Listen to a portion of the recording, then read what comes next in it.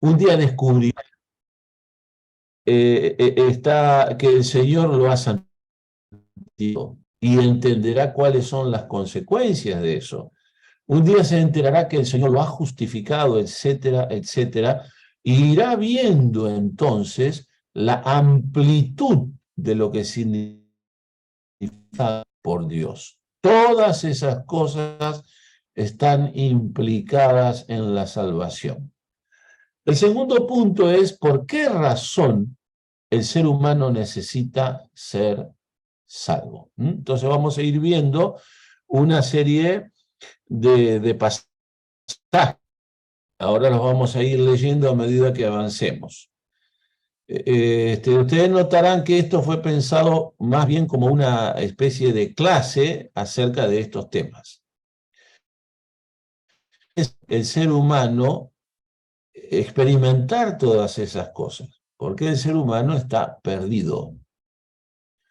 Todos los seres humanos están perdidos, los que no creen en Cristo están perdidos, espiritualmente muertos, y además corren el peligro de perderse eternamente. Esto nos ayuda a entender por qué la Escritura a veces habla de las personas que están perdidas, y sin duda que lo están, pero que a su vez también van camino a la perdición, es decir, camino a la perdición eterna. Así que el ser humano llegó a esa situación, y de esa situación el Señor los tiene que rescatar. Es interesante que en las Escrituras nunca se menciona que el hombre acepta a Dios, sino que en realidad Dios acepta al hombre. Porque la palabra aceptación en castellano tiene la connotación de una disponerse a recibir algo, pero que tiene posibilidad de decir que no, ¿verdad? Y en cambio, la imagen que tiene Dios, y es una imagen correcta, humano, es que el ser humano se está perdiendo y necesita ser rescatado. El ser humano no tiene opciones para sentarse a negociar con Dios en una mesa y decidir qué acepta o qué no acepta. El ser humano necesita ser rescatado. El ser humano recibe la salvación. No es alguien que tenga la opción de sentarse a discutir con Dios qué es lo que le conviene.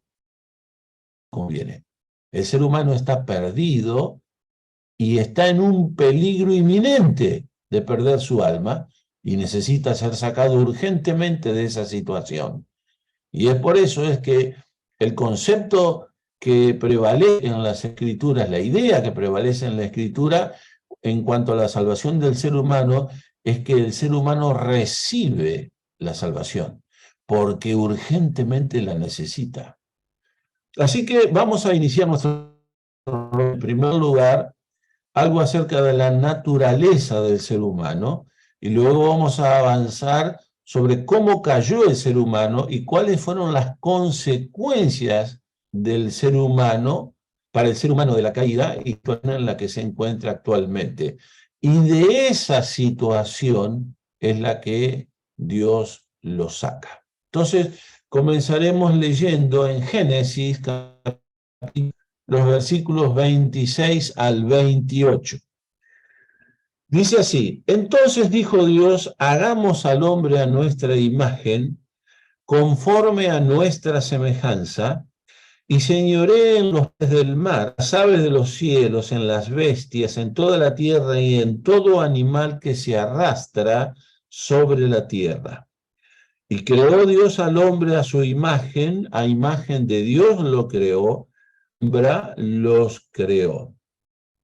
Y los bendijo Dios, y les dijo, fructificad y multiplicaos, llenad la tierra y sojuzgadla, y señoread en los peces del mar, en las aves de los cielos, y en todas las bestias que se mueven sobre lo que leemos en la Biblia. Cuando Dios creó, se dio de una manera distinta a como lo hizo con las plantas y con los animales. Hay otras instancias que no se mencionan respecto al proceder de Dios con plantas y animales, es decir, con el resto de la creación.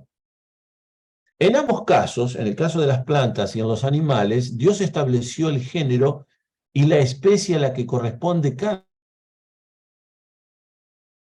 Y además, no se dice que los haya creado uno por una cantidad, eso es evidente. En el caso de las plantas, Él las creó para que la tierra las produjera según su género, y éstas surgen de la tierra y tienen vida, según Génesis 1:11.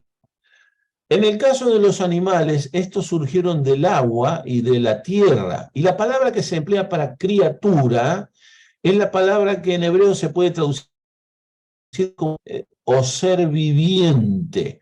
En Génesis 1:20 al 25 aparece eso. De manera que los animales tienen un cuerpo y tienen alma. En Levítico 24:18, creo que esto, cuando se habla del trato de los hombres con los animales y del daño que el hombre ocasiona al animal, se habla de no dañar el alma del animal. El alma aparece como la fuente de vida del animal. En el texto citado aparece que atacar o dañar el alma del animal es sinónimo de atentar contra la vida del animal. Pero en el caso del hombre es distinto. Dios lo creó a su imagen y semejanza y es la única criatura de la que se dice eso en la Biblia. La parte material del hombre tiene similitud animal, necesita agua, necesita alimentos iguales o similares a los que consume el animal. Pero en el aspecto espiritual hay grandes diferencias. En este aspecto el ser humano se diferencia del resto de la creación.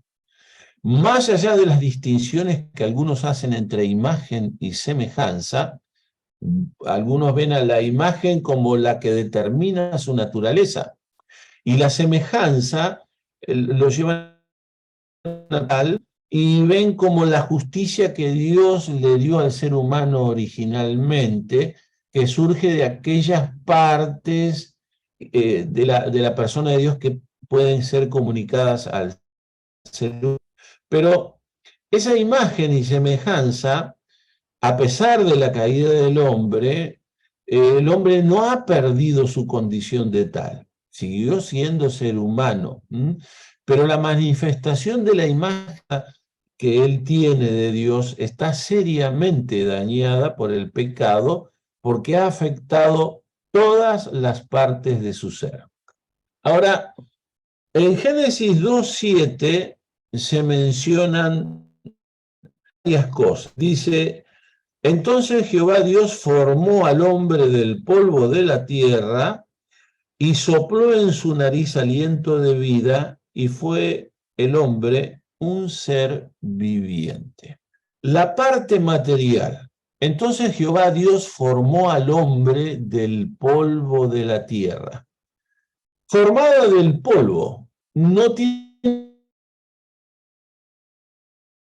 Ese cuerpo requiere material y agua para subsistir y está sujeto, luego de la caída, a un desgaste similar al de un animal. En los primeros días de su existencia, la Iglesia tuvo que enfrentar la idea equivocada que el mal surgía del cuerpo humano, de la materia. Esto incluso tenía algunas raíces en el legalismo judío, que se negaba a manejar ciertas cuestiones materiales, ¿verdad? Y insistían en que les implicaban cierto tipo o cierto grado de contaminación, cosa que el Señor corrige. Y dice, no es así, es del corazón del ser humano de donde proviene aquello que contamina al ser humano. Es de ahí. Es decir, el Señor situó el mal del ser humano en el plano espiritual. La material. Sí, El plano material se ve afectado, pero no es el origen del mal, sino que el mal tiene origen espiritual. El Señor lo explica claramente en el Nuevo Testamento cuando dice que es del corazón de donde salen, y entonces hace una lista de pecados, ¿verdad? Y entonces él sitúa el mal, que se llama pecado, en el corazón. En el centro de la personalidad del ser humano, influencia en todos los ámbitos del ser humano. Pero el Señor sitúa el mal en ese lugar. Es de ahí de donde sale lo que realmente contamina al ser humano. Si bien en la Biblia a veces se usa la palabra carne para referirse a la parte material del ser humano, o para referirse a su naturaleza caída y a sus las concupiscencias, sabemos que son los apetitos de la naturaleza caída. De ninguna manera la Biblia enseña que el pecado procede de la materia, del cuerpo humano, sino que deja en claro que es de su vida interior de donde surge el pecado, que puede expresarse a través del cuerpo, no hay ninguna duda. El cuerpo para canalizar sus deseos pecaminosos. Eso está bien explicado en Marcos 7:15 y en la epístola a los Gálatas. La Biblia diferencia carne. Esta última, carne, es utilizada a veces en el sentido de naturaleza caída, es decir, de la naturaleza que el hombre llegó a tener como consecuencia de haber pecado. Gálatas capítulo 5, con apetitos o de las obras de la carne. Se presenta la carne como algo que tiene muchos apetitos y que busca satisfacerlo. Luego se refiere al espíritu del hombre y sopló en su nariz aliento de vida. Es aquello que permite la relación entre el hombre y Dios, introducido directamente por Dios. Se habla allí de un soplo. Dios lo introdujo en el hombre.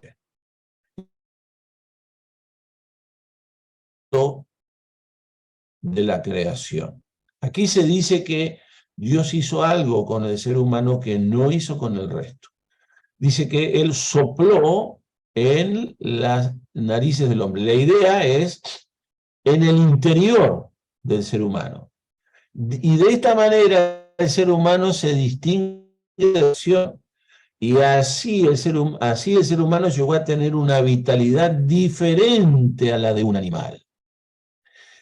Podemos entonces el siguiente punto. La diferencia entre los animales y el ser humano no reside en la diferente forma y cualidad, no reside en ciertas facultades. La humanidad del hombre no surge del campo material, moral o psicológico, sino que su cuerpo recibió el espíritu dado por Dios mismo por medio de un procedimiento divino que él no adoptó para ninguna otra criatura. Dios le dio un espíritu al cuerpo que había formado del polvo y de él dio alma.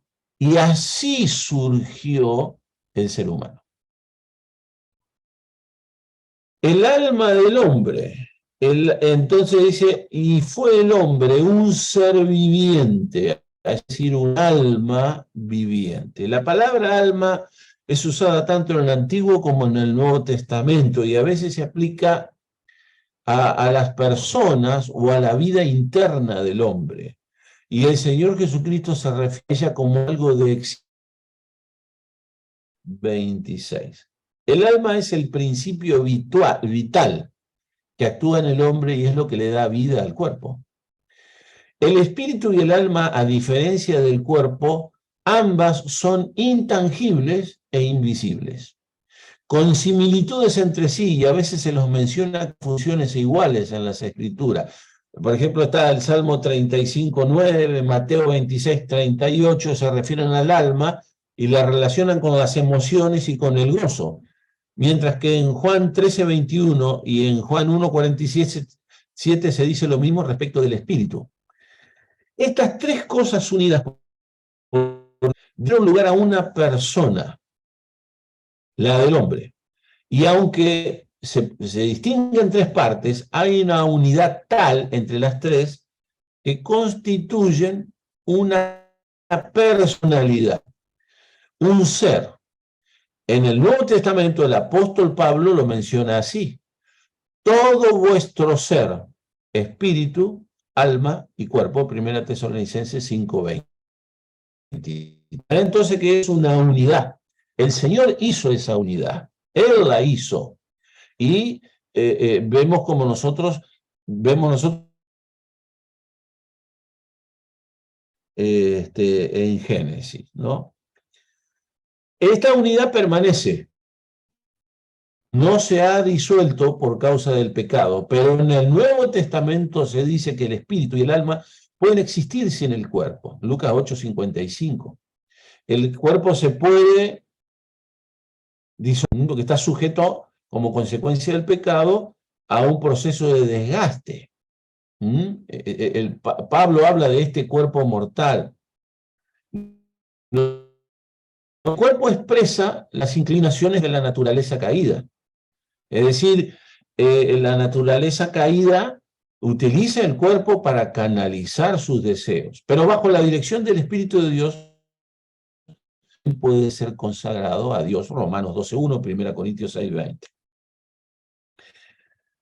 Ahora, este hombre creado así, y que Dios introdujo en una situación ideal en el Edén, ese hombre cayó. Ahora, Dios evidentemente no deseaba que la criatura le obedeciera ciegamente. Esto es algo que, una de las primeras cosas, seguramente que los creyentes se dan cuenta, aprenden, ¿verdad? Y es un sinónimo de que el Espíritu Santo está obrando en los creyentes. Va comprendiendo eso que antes no conocía ni percibía cuando era inconverso.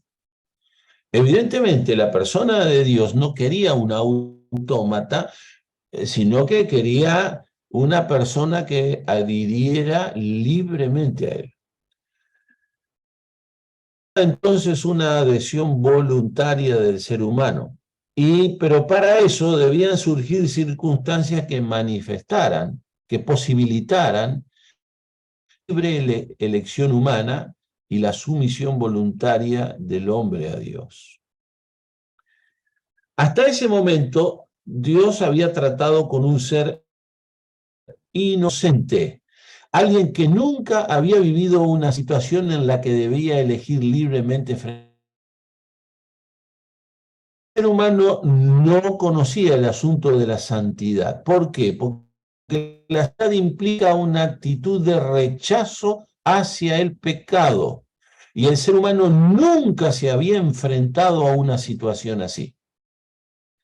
Era un ser humano que vivía en un universo en donde existía el pecado. Ya alguien había pecado antes y ya existía un reino de maldad. Pero el ser humano nunca había sido confrontado con el pecado y nunca se había visto en la necesidad de tener que tomar una posición frente al pecado y decidir qué hacer. Y la santidad implica un rechazo hacia el pecado, cosa que el ser humano nunca había experimentado.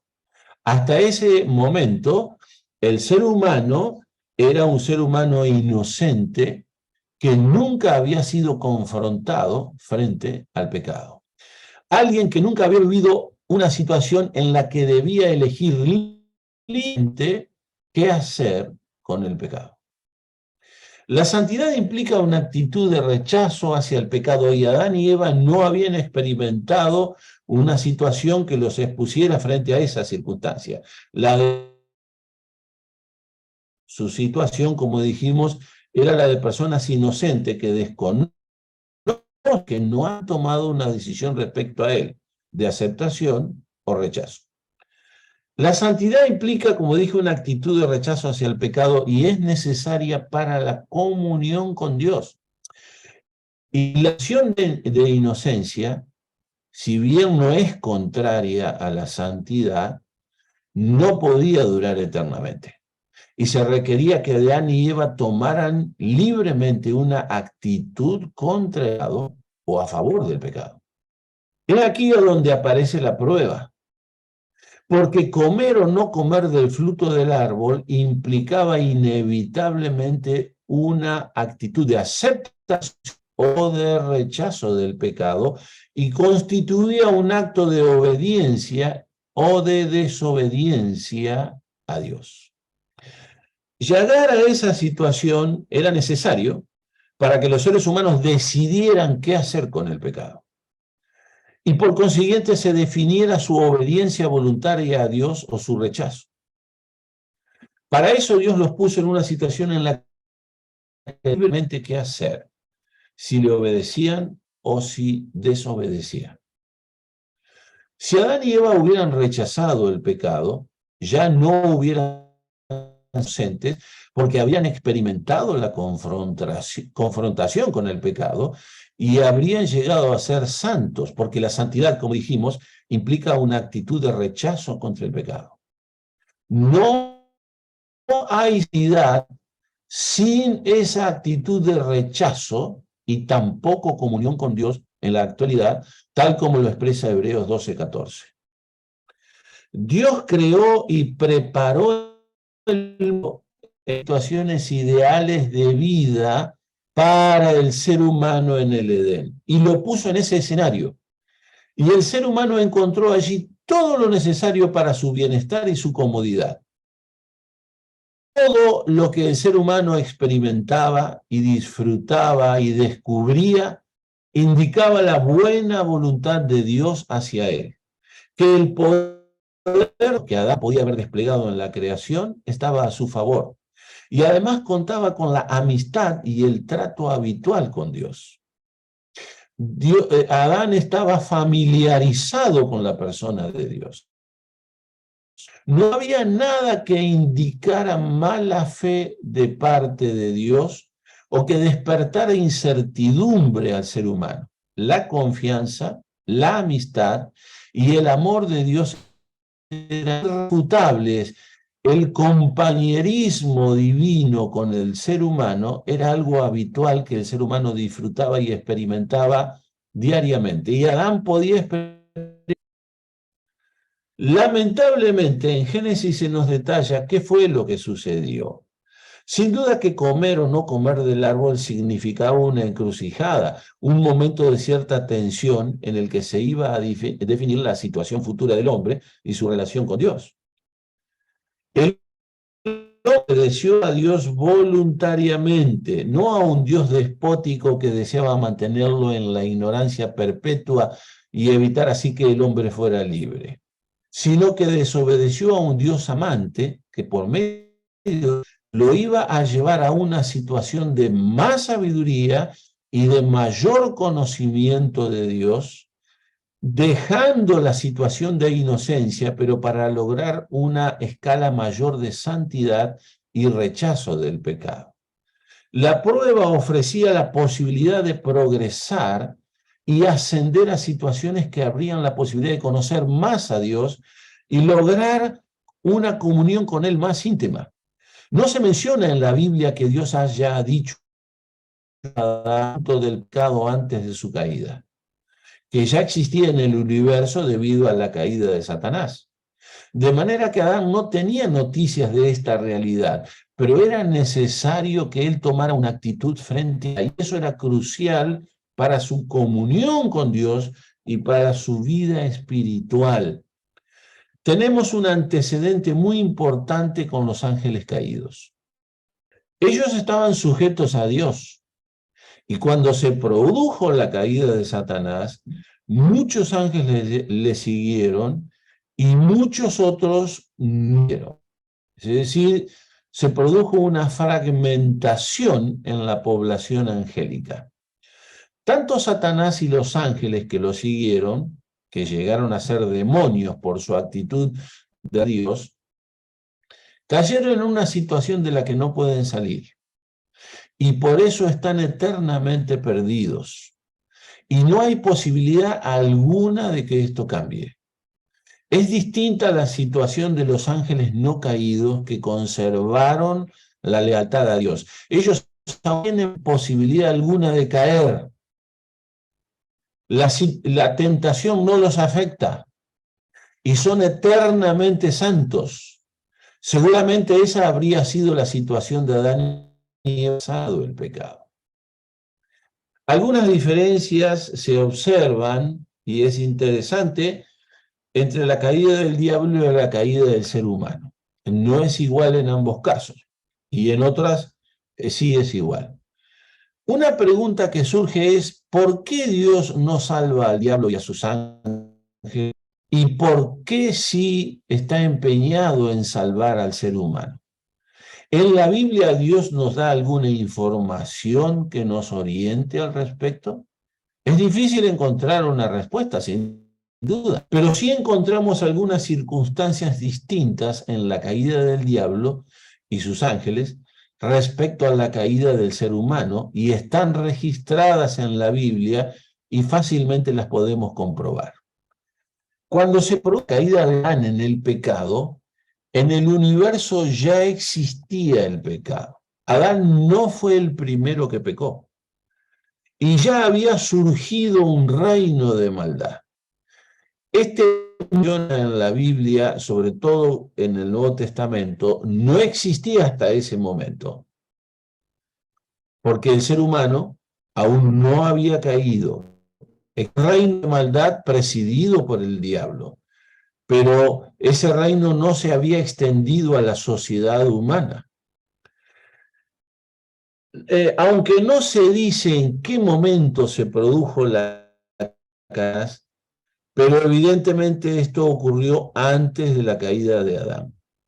Cuando por medio de la serpiente Satanás se acercó a Eva para tentarla y provocar su caída, es claro que el pecado ya existía y el diablo lo promovía incitando al hombre a separarse de Dios. En los libros de Isaías y de Ezequiel se nos dan detalles de la caída de Satanás. Pero sin mencionar en qué momento ocurrieron. Eso lo encontramos en Isaías 14, del 5 al 20, y Ezequiel 28, del 12 al 19. Existen algunas circunstancias distintas entre la caída del hombre. En el caso de Satanás, no se menciona en la Biblia que antes de Satanás existiera el pecado en el universo. Tal como la Escritura, el pecado de Satanás fue el primer pecado. En el caso de Satanás, se nos dice claramente en la Biblia que el pecado se originó en el corazón de Satanás sin la intervención de otras personas, es decir, sin influencia externa. En la caída de Satanás no intervinieron circunstancias externas a él que promovieran su caída. El pecado de Satanás y de los ángeles que le siguieron lo llevó a una situación que no puede ser revertida, es definitiva. No hay ninguna declaración o indicio en la Biblia que indique que Satanás y sus seguidores, los demonios, tengan alguna posibilidad de salvarse. Todo lo contrario. No hay declaraciones en la Biblia que indiquen que Dios haya preparado alguna instancia destinada a promover el arrepentimiento de Satanás y sus redes. Luego de la caída, Satanás se transformó en un enemigo perpetuo contra Dios y se opone continuamente a él y apelando a una variedad de recursos. Encontramos esto en Isaías 14, versículo 13, Mateo 25, 41, Isaías 14, 9 al 11, Ezequiel 28, 19, Juan 24, Apocalipsis 12, 4. Vemos ahora la situación del ser humano. Cuando el hombre pecó, ya existía el pecado del universo. El pecado fue el primero. El pecado ya existía en el universo un reino de maldad con el cual el ser humano tenía comunión hasta ese momento. Si bien el pecado surgió en el corazón del ser humano, también es cierto, como lo explica la Biblia, que intervino otra persona, el diablo. No disminuye para nada la responsabilidad humana en cuanto al pecado, por supuesto, pero así agrega un factor que no intervino en la caída de Satanás. Luego de la caída, Dios reveló que Él proveería medios para la salvación del ser humano. Tenemos ya un indicio muy importante de eso con la provisión de que significó derramamiento de sangre. Y evidentemente allí se inicia un trayecto que lo vemos en Abel, que ofrece un animalito, lo vemos en Noé, que ofrece sacrificios, y se ve a lo largo de toda la escritura, lo que nos da una pauta que los sacrificios no fueron introducidos por Israel, fueron reglamentados para Israel, pero ya venían desde la caída. Luego de la caída, Dios reveló que en el futuro Él proveería medios, como dije, para la salvación del ser humano. Como consecuencia de la caída, el ser humano quedó bajo el poder del diablo y separado de Dios. El pecado interrumpió la comunión con Dios. Sabemos que el hombre murió espiritualmente y corre el peligro de perderse eternamente si no cree en Cristo mientras viva en la tierra. También en Ezequiel 28, del 15 al 16, del 15 al 21, Génesis 4:4, Apocalipsis 12:9, Primera Juan 5:19, Génesis 3:3, Efesios 2:1, son textos que encontramos cuestiones relacionadas con lo que hemos dicho. El ser humano es pecador y responsable de su situación. Es bien claro en la Biblia, por cuanto todos pecaron y están destituidos de la gloria de Dios. Así que el hombre llegó a ser una persona incapacitada a reflejar el carácter divino, sino que todo lo contrario, el ser humano refleja el carácter del diablo, según se ve en Juan capítulo 8, versículos 37 y 38. A quien considera el progenitor del ser humano caído. Toda la humanidad está bajo el poder del pecado, Romanos 3:9. La responsabilidad del hombre es plena y no hay nada que la huir. Pero sin embargo, Dios decidió salvarlo. La citada referencia entre la caída del hombre y diferencias entre la caída del hombre y del diablo no deben ser tomadas que disminuyen la culpa del hombre. Porque como dijimos, este es culpable y no hay nada a su alcance que pueda disminuir su responsabilidad en la caída. Pero hay una cosa que ocurre con el ser humano y no ocurre con el diablo. Bajo el poder del pecado y también bajo el poder del diablo. Y de esa situación Dios lo libra, quebrantando no solo el poder del pecado, situación que sino también el poder del diablo que innegablemente influyó en la caída del ser humano, como vamos a ver más adelante. ¿Qué ocurrió cuando cayó el diablo? Ya que en la experiencia de la caída del diablo no intervinieron influencias externas, sino que se trató exclusivamente de un proceso interno, algo que ocurrió en el interior de Satanás y que luego sí tuvo consecuencias internas. En relación a la salvación para el ser humano, aquí aparecen la gracia, la sabiduría y la misericordia divina que se despliegan a favor de provee al ser humano lo que éste no merece y que Dios no está obligado a concederle. Y si lo hace, libremente desea hacerlo sin tener ninguna obligación de hacerlo y sin estar condicionado por nada. En cambio, la misericordia libra al ser humano de lo que justamente merece. Lo libra de situaciones de las que no se puede librar medio y que seguramente ha caído en ellas por su propia responsabilidad y en las cuales Dios no está obligado a intervenir. El punto en esta situación es cómo puede desplegar ambas cosas para salvar a un pecador. Ser ignorados. ¿Cómo satisfacer la justicia de Dios juzgando por un lado? Y por otro, ¿cómo satisfacer el amor de Dios salvando al pecador? Porque los actos de Dios son coherentes, completamente armónicos, y cada acto de Dios expresa plena justicia y pleno amor en absoluta armonía entre ambas cosas. No equilibrios en la persona de Dios. ¿Cómo, en otras palabras, cómo se pueden aplicar plenamente la gracia y la misericordia en una situación así sin caer en contra? La sabiduría de Dios provee la respuesta. Ahí tenemos en Romanos 3, 21, 31 y Romanos 5. Dios es una persona coherente y absolutamente inmutable. Su vida interior se mantiene en pleno equilibrio. No hay desequilibrios en Dios. Él hace es una muestra de su equilibrio interior.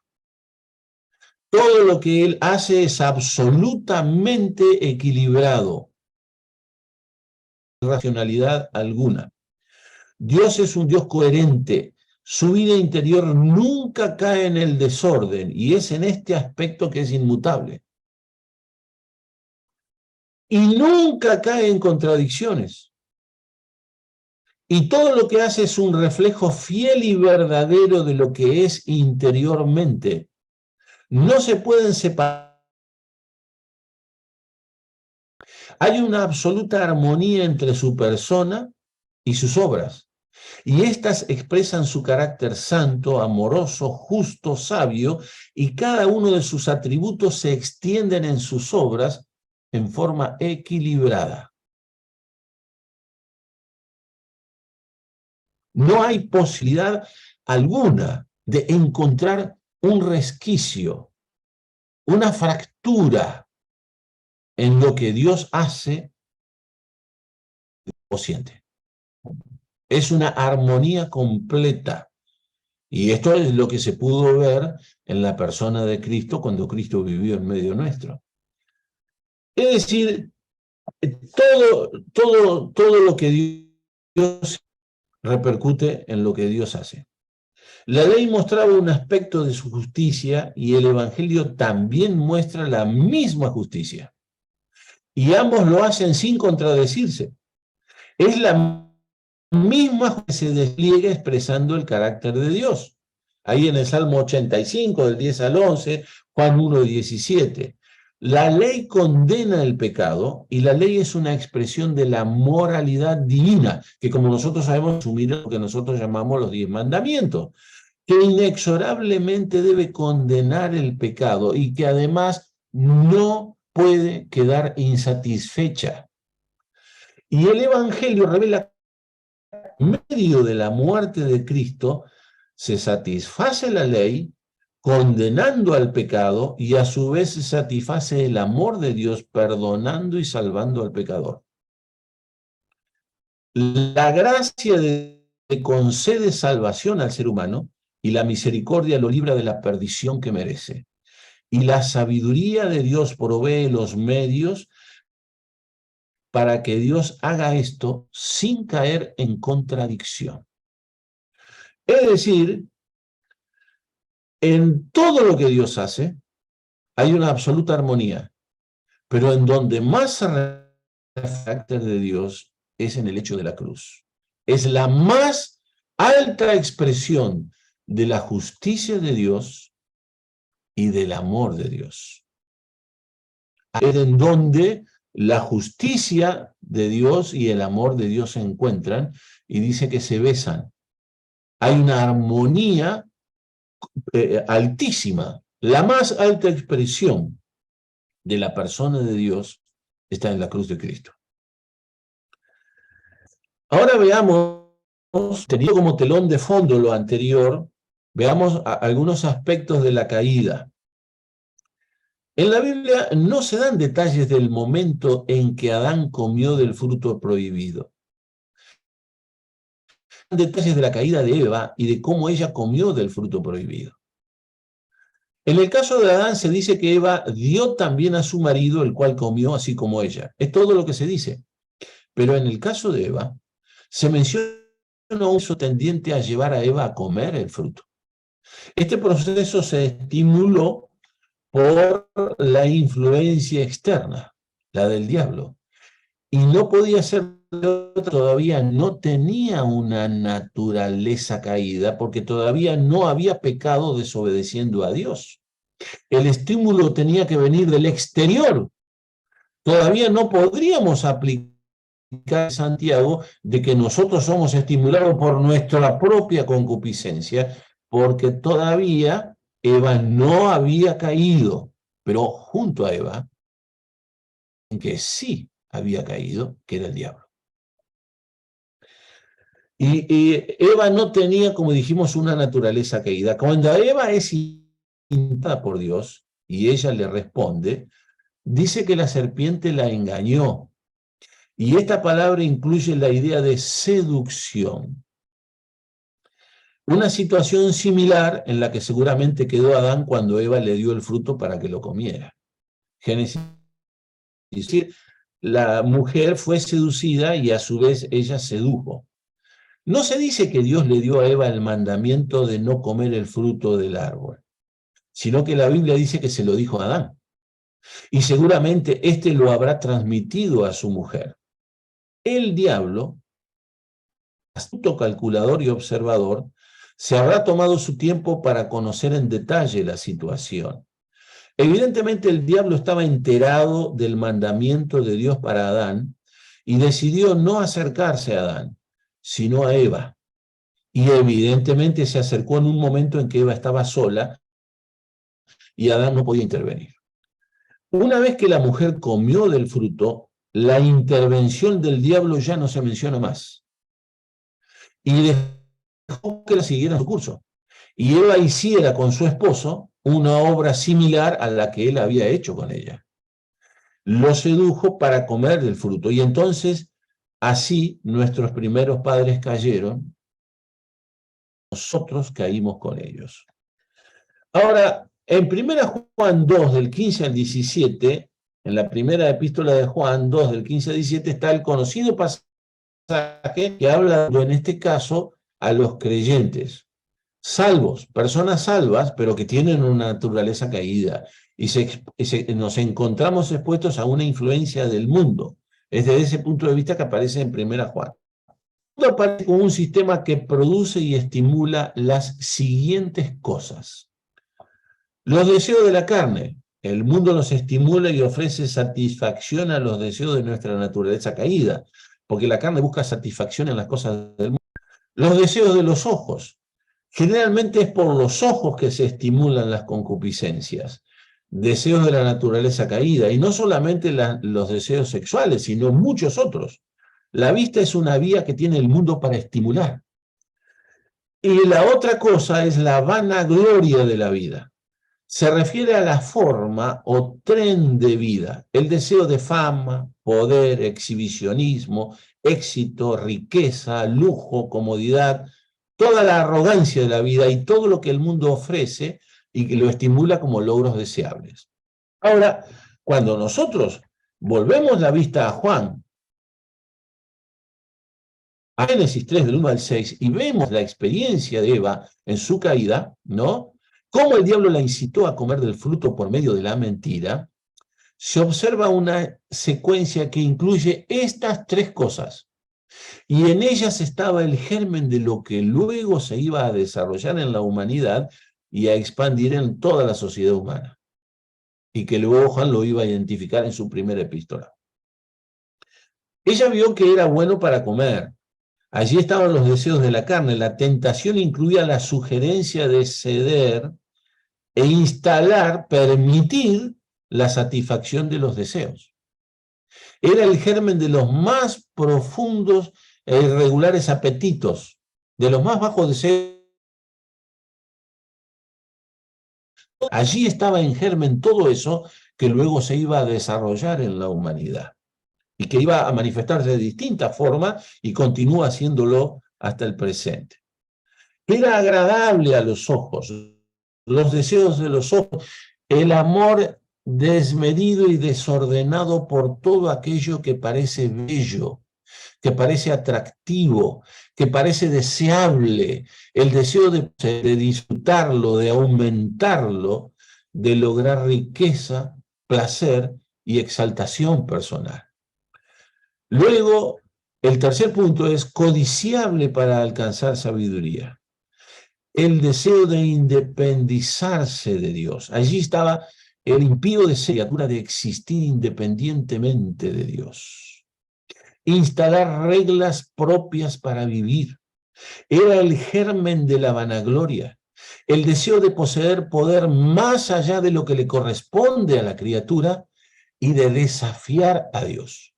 Cuando uno va a Ezequiel 14, a Isaías 14 y Ezequiel 28 y observa el proceso de la caída de Satanás, también están las tres cosas. Esas tres cosas, y esas tres cosas que están resumidas en la experiencia de Eva, que era bueno para comer, que era agradable a los ojos, que era codiciable para alcanzar sabiduría, ella experimentó eso cuando estaba siendo confrontada con la posibilidad del pecado. Lo que dice en el Nuevo Testamento Juan es que estas tres inclinaciones son las principales fuentes del mal. Estas cosas fueron ingredientes de la mentira satánica y fueron tres cosas que el diablo experimentó en su caída y están hasta hoy en el mundo. El mundo las fomenta y por medio acumulan las inclinaciones de la naturaleza caída de las personas y siguen operando en la mente y en el corazón de los incrédulos con una fuerza tremenda y tratan de vencer también. Esto está detrás de las advertencias y enseñanzas de Juan, mira Juan capítulo 2.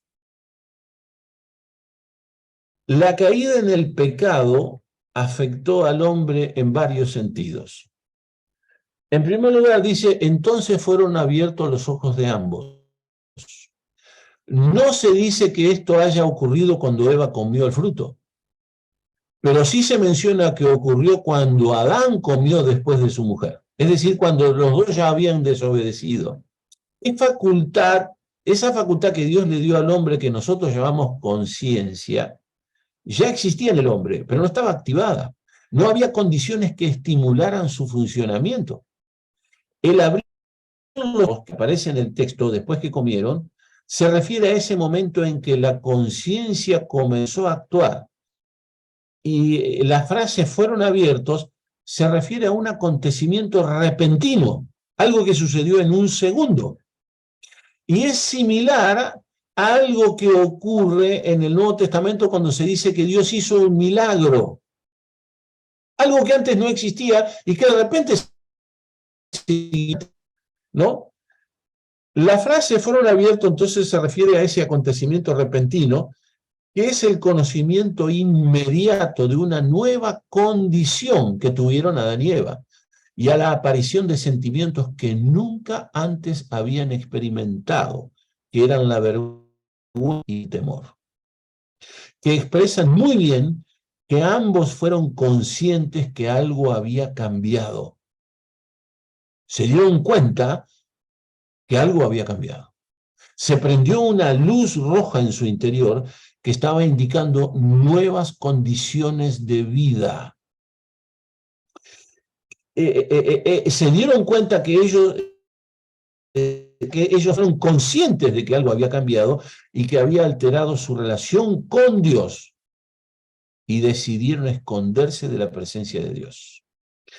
El remordimiento, el dolor y la frustración en el lugar que antes tenían la felicidad y la alegría de la comunión con Dios. Cuando Dios los buscó, les habló y completó la visión que ambos tenían del lamentable cuadro que el pecado había provocado, porque ellos ya se estaban dando cuenta de que algo había pasado. No tenían una visión completa de los alcances del pecado. Y eso Dios se lo notifica. Es decir, el pecado había provocado cambios profundos, amplios, que iba a afectar toda la vida del ser humano, y no solamente del ser humano, sino todas sus relaciones, y eso se los reveló Dios. Les reveló algunas consecuencias que los acompañarían de ahí en adelante y que están presentes hasta hoy en la humanidad. Eso lo encontramos en Génesis 3, del 8 al 20. El Señor les dijo que el pecado con Dios, ellos ya lo habían experimentado, interrumpe la relación con Él. El Señor le dijo que el pecado afecta la vida interior del ser humano, produce la muerte espiritual. El Señor le dijo que el pecado afecta la relación con los demás seres humanos, en este caso en la persona de Eva, el único ser humano presente en ese momento aparte de Adán. El pecado afecta la relación con la naturaleza. Desde ese momento la subsistencia exigiría esfuerzos y sacrificios constantes. Desde ese momento el espíritu del hombre quedó sin contacto con Dios, separado de Dios. Su cuerpo quedó sujeta a una degradación que lo lleva a la disolución y a la del cuerpo, que expresa el resultado del pecado, que es la muerte, y su alma quedó perdida y además en peligro de perderse eternamente. Yo tengo, hermanos, aquí 10:37. Creo que no sé a qué hora comencé a hablar, pero si no llevo una hora, voy cerca. Díganme cuándo les parece conveniente que yo corte.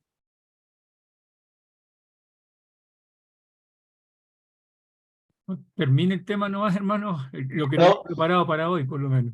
bueno, sí, es un poco extenso. De todas maneras, si no lo podemos continuar después, pero para cerrar la idea, porque va a quedar medio descolgado, si no, del otro encuentro. Ahora, una vez caído Adán y situaciones, experimentaron situaciones tremendas. Hay una tradición judía que no sabemos si es cierto o no, que dice que durante 30 años Adán y Eva estuvieron como separados, no cohabitaron. Es decir, es evidente que este cambio que nosotros no lo percibimos porque nosotros estamos habituados al pecado, para ellos debió haber sido un impacto tremendo. Y no fue algo que resolvieron en 24 horas. Esto no sabemos el tiempo que les debe haber llevado asumir e ir conociendo circunstancias que iban apareciendo en su vida como consecuencia del pecado. El temor debió haber sido tremendo. Todo el mundo que ellos conocían ya desapareció. Y de repente uno completamente distinto, completamente en ruinas, ¿verdad? Y eso no debió llevar 24, 30 días o lo que sea, un poco tiempo para... El impacto debió ser asumido en forma paulatina. El cambio se produjo en un instante, ¿verdad? Pero la realización del ser humano con eso no fue en un instante. Dice, nosotros tenemos en el Nuevo Testamento la enseñanza apostólica que describe con amplios detalles la situación del ser humano caído en el pecado.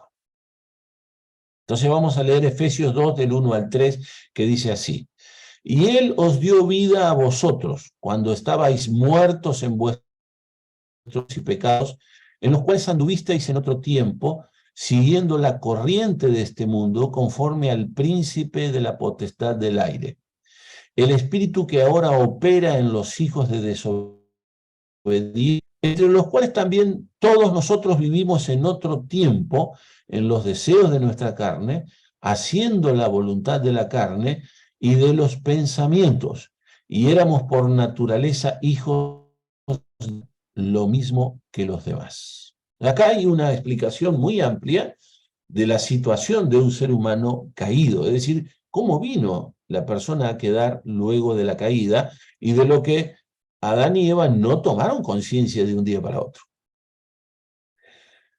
Según este texto, los seres humanos pecadores están en las siguientes circunstancias. En primer lugar, en vuestros delitos y pecados. Se refiere a la situación espiritual en la que se encontraban los creyentes cuando aún no habían creído en Cristo. Y por ende, la situación en la que se encuentra todo el que no cree en Cristo. Están espiritualmente muertos, sin comunión con Dios, separados de Él. Es imposible sin Dios tener vida. El espíritu del hombre no tiene contacto de Dios porque los delitos y pecados obstaculizan ese delito, ese contacto, y hasta que ese obstáculo no sea removido, no puede haber comunión con Dios. Con delitos, aquí se expresa un error o un hecho equivocado, y con esto se quiere una acción, el pasar ciertos límites. Es una violación de la verdad, una perversión, una desviación de algo que pudo haber continuado una recta. Ir más allá de ciertos límites. Y pecados hace referencia a un principio que lleva a realizar actos opuestos a la ley, a una fuerza que lleva en una dirección, en una perspectiva que va en contra de la ley divina. La voluntad del hombre pecador está afectada por ese principio. Algo de eso es lo que dice el Señor en Marcos capítulo.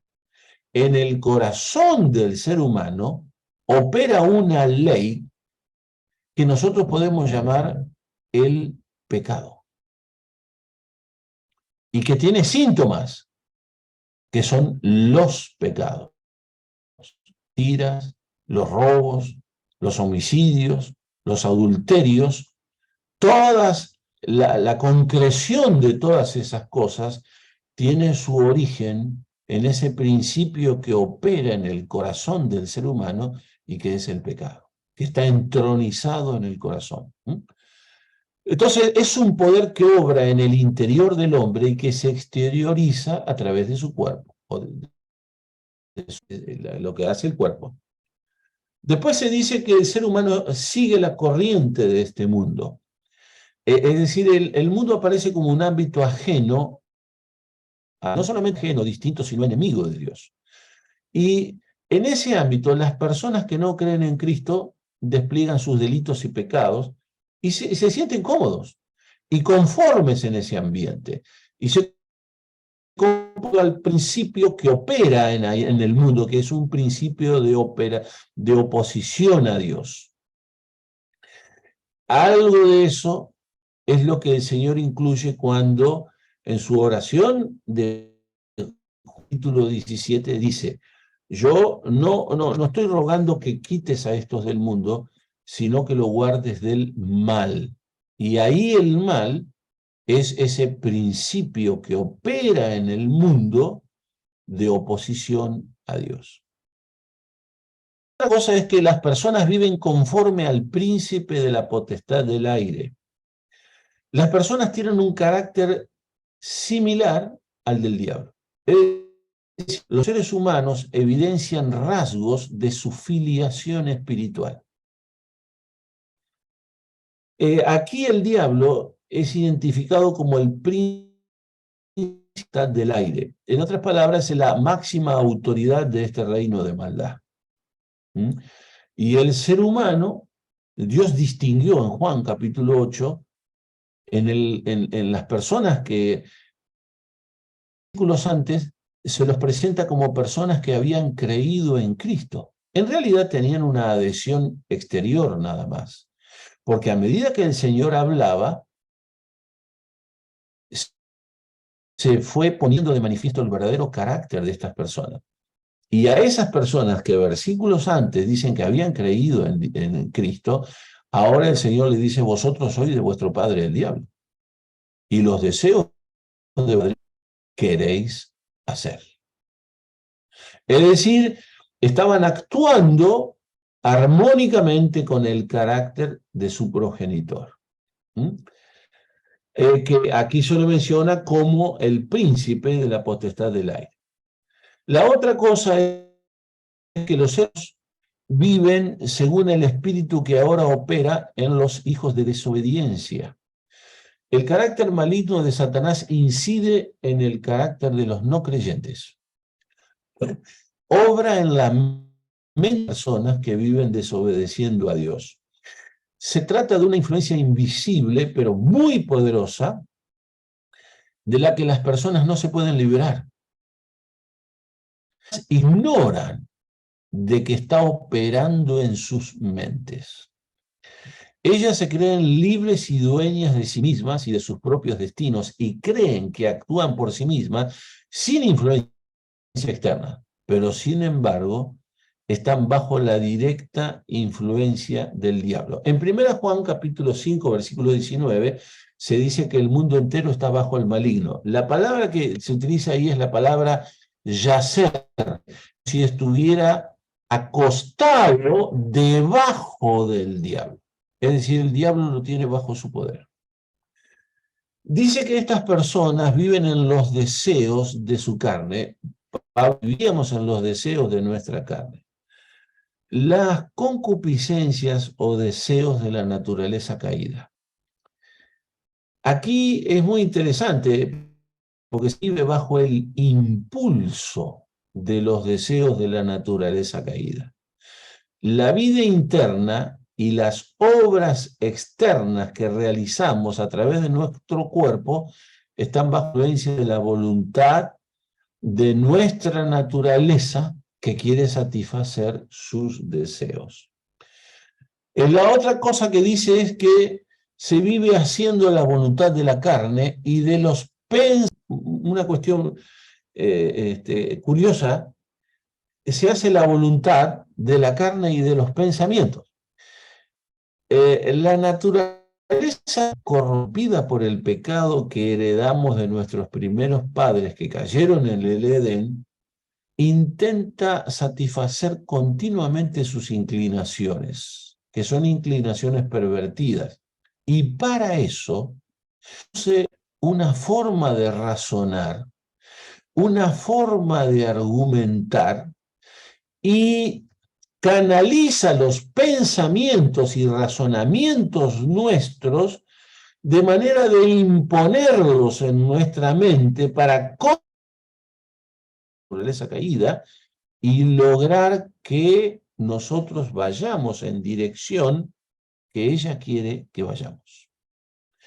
Y que de esa manera logra satisfacer sus deseos. En otras palabras, el ser humano caído razona bajo la influencia de su carne. Y la carne produce una forma de razonar,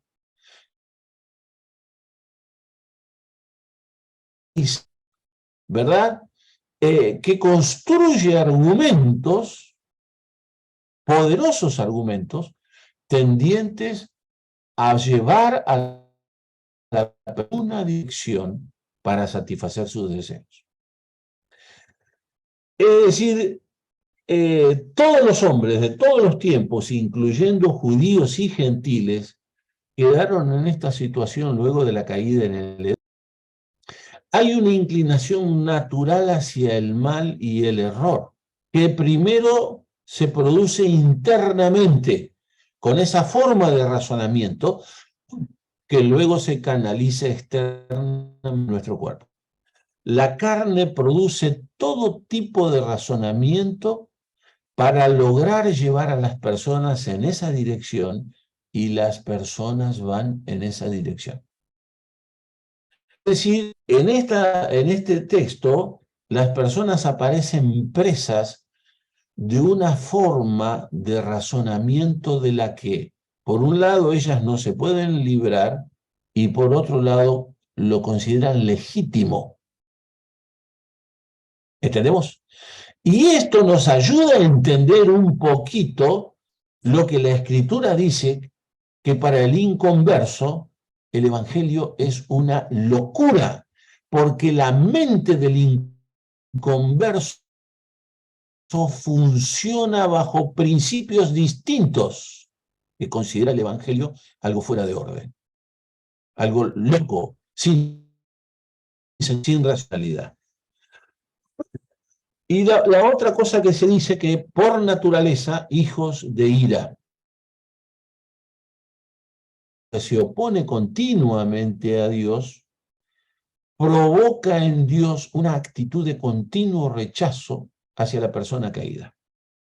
Es decir, esta situación provoca una reacción en Dios. La ira de Dios es una actitud permanente de Dios contra esa manifestación del mal y del pecado en el corazón del hombre caído. Ahora, hijos de ira habla también de una tutela, es decir, de un poder del que no se puede librar, de una consecuencia de la que no se puede librar, y es que Dios se revela, se muestra, actúa, surge contra todo aquello que se opone. ¿Mm? Allí es algo de lo que el ser humano no se puede librar. Es como una ley que surgió luego de su caída. No había experimentado nunca. Nunca. Pero después la ira de Dios surgió. ¿Mm? Sin embargo, la manifestación más grande de la ira de Dios, nosotros no la hemos experimentado. Pero Cristo sí. Él la experimentó en nuestro lugar. Completamente. Y por esa razón, ahora no hay ira para el creyente. Estamos libres de eso, porque Cristo la experimentó. Esa ira estuvo latente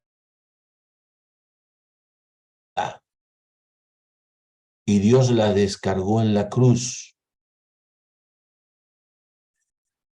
pero va a ser descargada en la persona de todos aquellos que rechacen la cruz de Cristo. ¿Entendemos? Porque nadie experimentó la ira de Dios como la experimentó el Señor Jesucristo. Lo que debió haber caído sobre el ser humano en ese momento, Dios lo pospuso para la cruz y desarrolló un plan tendiente a dar al ser humano de experimentar esa ira, es decir, salvarlo. Hasta aquí, hermanos, llegamos por ahora. Estamos, como nos damos cuenta, recién avanzando sobre el tema, algunas cuestiones que nos van a facilitar mucho, si Dios quiere, con la ayuda del Señor, cuando empecemos a ver todas estas cuestiones relacionadas de propiciación, expiación, etcétera, que son cuestiones que todos los creyentes han experimentado y que forman parte de nuestra salvación. Y que cuando le decimos a una persona, cree en el Señor Jesucristo y serás salvo, estamos incluyendo todo eso. Es todo lo que Dios ha provisto para nosotros y que ya lo tenía preparado desde antes de la fundación del mundo. Así que bueno, hermanos, hasta aquí llegué y si Dios quiere, nuestro próximo encuentro no va a ser el lunes siguiente, sino el otro. El lunes siguiente voy a estar visitando a unos hermanos allí en Brasil, pero si Dios quiere, vamos a estar otra vez tomando estos temas. Gracias. Si quiere puede cerrar con una oración, hermano. ¿Se refiere a mí? Bueno, oremos. Nuestro Padre eterno, en el nombre precioso del Señor Jesucristo, te damos gracias el haber tenido tu ayuda y permiso para funcionar en estos temas que están en tu palabra. Allí vemos este asunto solemne, Señor, de la caída de nuestros primeros padres, de la situación a la que ellos fueron a dar, permanece hasta el día de hoy. Pero ya vemos allí una esperanza que tú mismo instalaste a favor del hombre, que tú, en el mismo momento que el hombre cayó, ya diste una seña inequívoca de que tu voluntad no era dejarlo al hombre así, sino salvarlo. Damos gracias, Señor, porque vemos el inicio del despliegue de tu gracia y misericordia que se fue ampliando a lo largo de los tiempos hasta llegar a consumarse en la cruz de Cristo. Así que damos gracias, Señor, porque te has ocupado de los seres humanos caídos, proveyendo tantas y maravillosas cosas a nuestro favor. Asombrosas sin duda alguna, que llevó al apóstol Pablo a exclamar: ¡oh maravilla! La sabiduría de Dios, la gracia tuya, es sin duda alguna algo que deja a la criatura asombrada. El despliegue de tu mente, de tu poder, amor, misericordia y gracia, y de tu justicia en absoluta armonía uno con otro. Te damos gracias que has dado tu palabra a nosotros y nos permite, Señor, como dice tu Señor, revelar estas cosas a estos pequeños, porque así te ha placido. Te damos gracias, Padre, por esto, y te rogamos tu ayuda en todas las próximas reuniones. Permítenos seguir avanzando sobre estos temas. Te lo rogamos en el nombre precioso del Señor Jesús.